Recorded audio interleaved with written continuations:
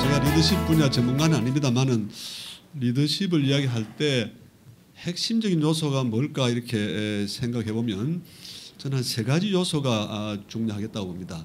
첫 번째가 포용이고, 두 번째가 혁신이고, 세 번째가 평화의 원리를 잘 구현하는 지도자. 오늘 우리 그 김택환 교수님이 미리 이렇게 정리해서 보내준 자료를 보니까 이 세 가지 요소에 가장 잘 부합하는 분이 아닌가 제가 그렇게 판단했습니다. 자세한 내용은 들어보시고요.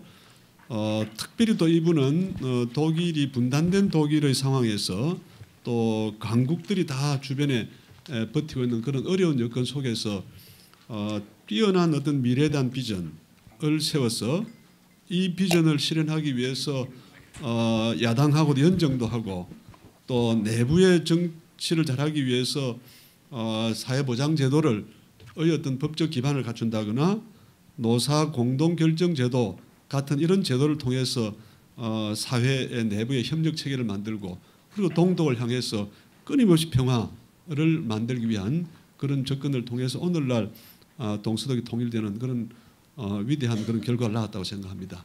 김택환 교수님 발표를 들어보시면 아시겠지만은 이 빌리 브란트는 한 세 가지 차원에서 중요한 리더십을 발견할 수 있는데요.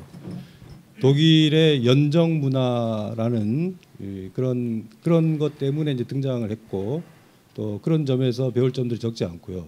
동서독 정상회담을 두 번 하면서 동서독 관계를 개선시킨 측면도 있고요. 그다음에 소련과의 관계를 비롯해서 유럽의 평화와 공동 번영의 기초를 닦는 그런 부분들도 좀 주목해서 봐야 될 것 같은데 아마 김택환 교수님이 그런 부분들에 대해서 아주 넓게 발표를 하실 예정입니다. 이제 대한민국 왜 독일을 주목해야 될 것인가? 그다음에 독일 정치 리더들의 특장점이 무엇이고, 그다음에 독일이 나치의 나라, 공산주의의 나라에서 사회적 시장 경제라는 또 경제 민주주의라는 것을 어떻게 만들어냈고, 오늘 특히 중요한 내용은 비전의 정치인 빌리 브란트가 어떤 정치, 어떤 인생을 살았는지 보고 그러면 우리 대한민국한테 어떤 시사점을 얻어야 될지를 말씀 올리겠습니다.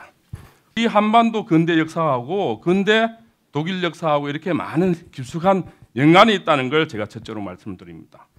그래서 제가 이제 리얼미터라는 이제 조사 기관에서 제가 개인적으로 돈을 지출해서 설문조사를 해봤어요. 대한민국이 관심 갖는 나라가 어떤 나라일까?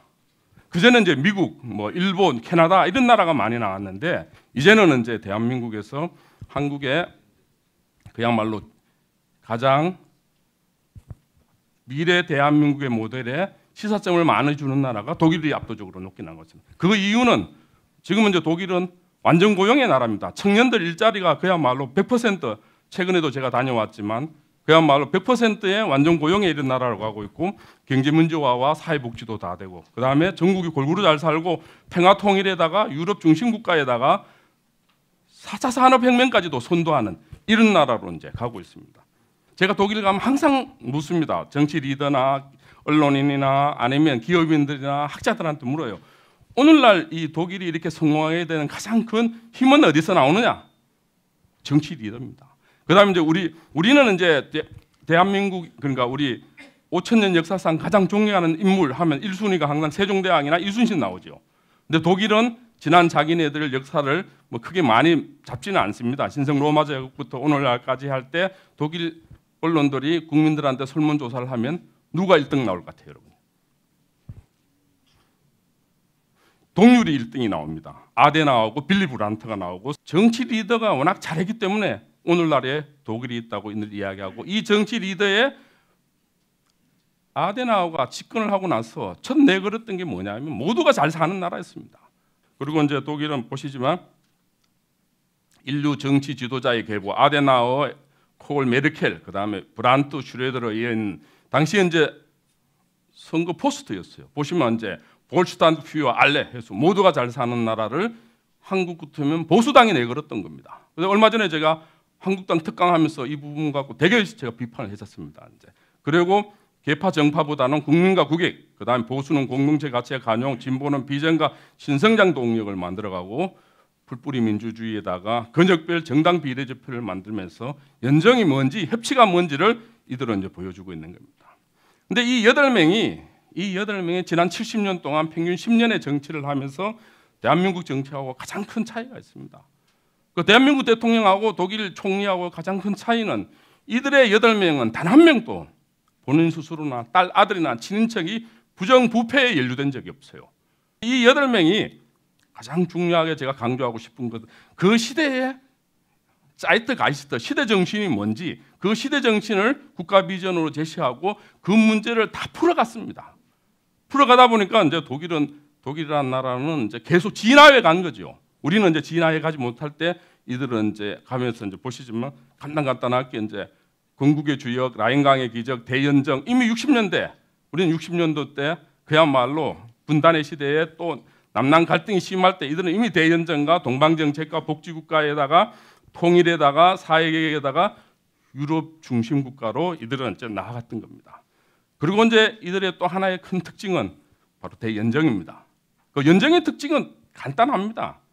혼자 독식하지 말라는 겁니다. 그래서 같이 합쳐서 연정이라 어떻게 하냐면 장관이 예를 들어서 이제 한국 같으면 민주당이라면 부장관이 있습니다. 정무적 부장관이 몇 명이 있는데 그거는 이제 예를 들면 기민당이 하는 거죠. 한국당이 하는 거죠. 그래서 크로스 체크로 다 들어갑니다. 크로스 체크로 가다 보니까 거기서 실력이 없으면 튕겨 나갈 수밖에 없는 이런 구조들 이제 그래서 최대한 좋은 사람들을 많이 풀을 쓰면서 국민의 안정된 지지 속에서 이들은 이제 계획을 해갔던 겁니다. 이들은 이제 바이마르 공화국, 왕정, 나치즘, 공산주의를 다 해보고 나서 어떻게 하면 더 국민이 행복해야 하고 모두가 잘 사는 나라를 만들까라는 타이틀 속에 고민한 게 이들의 독특한 제도인 사회시장경제라는 걸 만들어내고 다른 하나는 이제 노사 간에 그야말로 동등하고 같은 구성원이고 또 하나의 식구라는 경제민주주의들을 이들은 이제 만들어갔던 겁니다. 그래서 여기서 사회라는 것은 쉽게 만들면 더불어 살아가는 겁니다. 더불어 하고 나누는 겁니다. 그래서 이 사회시장 경제에 기본적으로 독점 규제하고 공정, 비효율 지금 현 정부가 많이 이야기하는 겁니다. 이걸 이들은 이미 보수당이 집권할 때부터 내걸었고 이것을 현재 실천해 가고 있는 거죠. 이제 핵심입니다.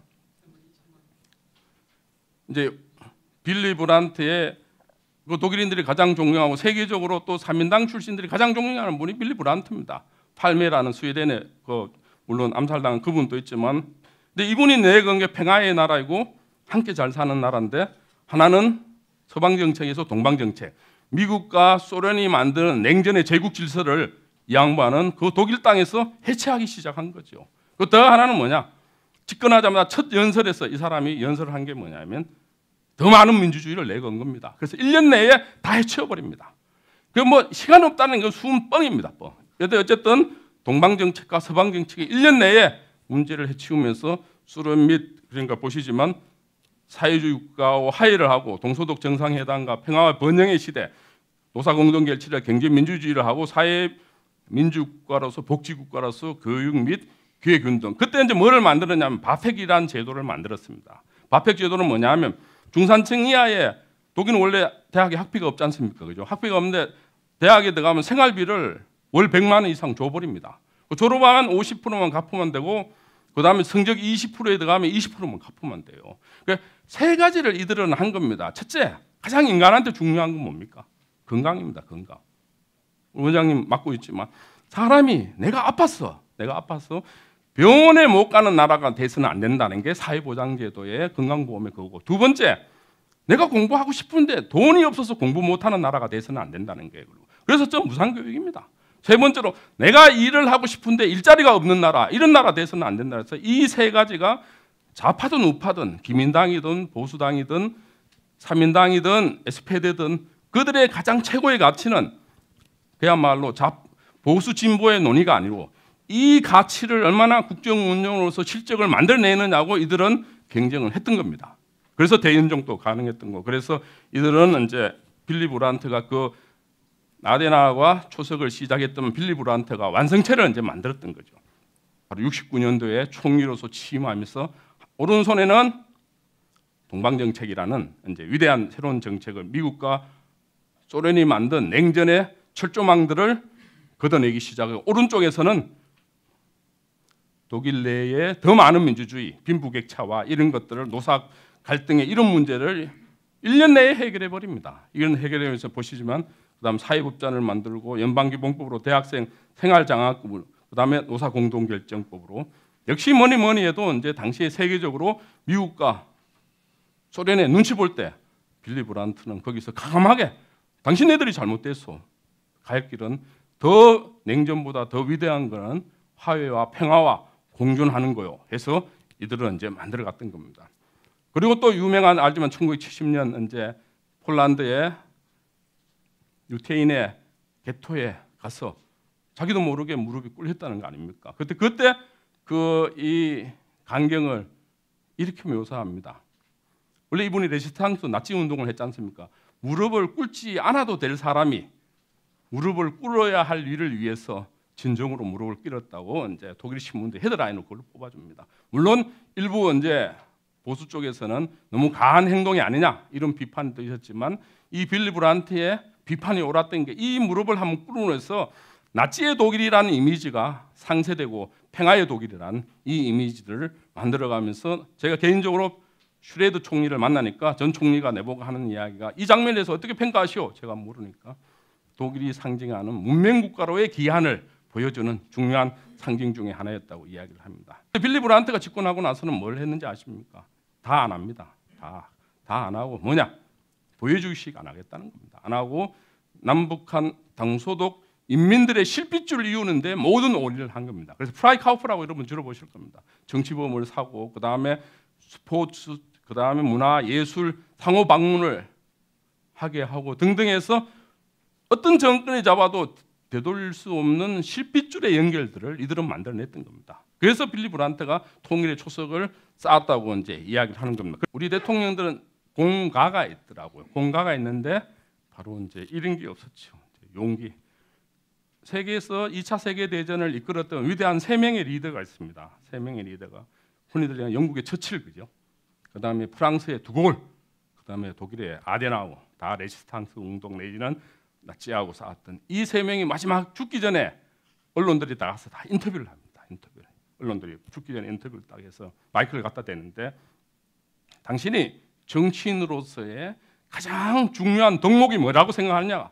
마지막에 다 물어요. 위대한 독일의 공영, 영국의 비비시고. 그럼 이들이 한결같이 똑같은 답을 합니다. 거기 뭔지 여러분 아시죠, 그죠? 용기입니다. 용기. 용기는 어떤 용기냐? 자기를 절제할 줄 아는 용기입니다. 절제의 용기입니다. 그래서 친인척, 뭐 측근, 패거리 이게 아닙니다. 자기를 절제할 줄 아는 용기. 그래서 독일은 본인 스스로나 딸 아들이나 친인척이 한 명도 부정부패에 연루된 적이 없는 겁니다. 단 하나는 뭡니까? 약자를 위한 용기입니다. 그다음에 마지막으로 이제 독일 막스 베버가 이야기하는 위대한 직업으로서의 정치, 그 나오는 한 구절, 독일 말로 덴노호라는 용어가 있습니다. 그럼에도 불구하고 강자에 대해서 침묵하고 그 사대주의로 가는 게 아니고, 그럼에도 불구하고를 이야기할 수 있는, 그게 진정한 용기라. 이 3가지 용기를. 그런데 이들은 어쨌든 리더들이 그것들을 지켜내고 그 국민들이 원하는 새로운 미래를 만들어 갔던 겁니다. 그래서 새로운 패러다임을 만들고 새로운 질서를 만들고 새로운 국격을 만들고 합리적인 사회를 만들어 갔던 거죠. 그래서 지금 대한민국의 시대 결핍이 뭐냐? 지금 우리 청년 일자리, 그죠? 그다음에 이제 사회복지입니다. 지금 사회복지 더, 뭐 장하준 교수도 이야기했지만 더 강화해야죠. 더 강화하고, 그다음에 경제민주주의, 그다음에 평화통일로 이제 가야 되는데, 보시지만 우리가 저출산 고령화에다가 중구장대 산업에다가 계파 국민통합 갈등 못하고 이래서 프로그노스라는 세계적인 경제연구소가 전망한 조사에 따르면 우리는 어려워지게 돼 있는 겁니다. 그 길로 가는데 이게 반전이 필요한 거죠. 그 반전은 어디서 오느냐? 리더십에서 온다는 것을 역사적으로 이제 배운 겁니다. 이제 우리한테는 지금 뭐가 하냐? 세계 흐름을 읽고 퍼스트 무버, 진짜 핵심을 할 수 있는 리더십과 아키텍처가 부족해요. 아키텍처 부족하고, 그다음 뭐가 하나 부족하느냐? 자꾸 펜사업만 시키려고 그러죠, 그죠? 그래서 합리적이고 리더십을 만들고 시스템을 먼저 만들어 가야 된다. 그래서 마지막으로 제가 드리고 싶은 말씀은, 저는 대한민국 위대한 국민 또 문재인 대통령의 위대한 리더십이 나오려면 우리가 통이 커져야 됩니다. 그 세계 흐름을 읽고 해서 감사합니다.